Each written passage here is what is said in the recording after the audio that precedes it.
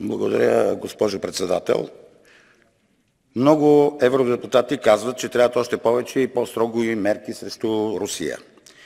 Те явно не виждат, че след всичките мерки и санкции Русия продължава войната, а гражданите на Европейския съюз са тези, които са най-много ощетени.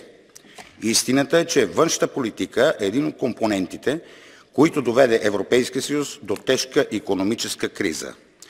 Ако за ЕС беше толкова важен мира не само между Украйна и Русия, но и този между Палестина и Израел, то те трябваше да положат повече усилия да предотвратят войната, а не след нейното избухване да говорят, че трябва да сме единни и да се подкрепяме. Първият и най-важен приоритет на Европейския съюз трябва да бъдат нашите граждани. Никаква помощ към трети страни не трябва да ги ощетява.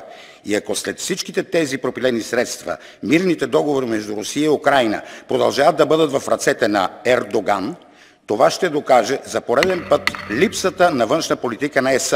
Приличаме на сополиво сираче, на който вече никой не обръща внимание. Благодаря ви.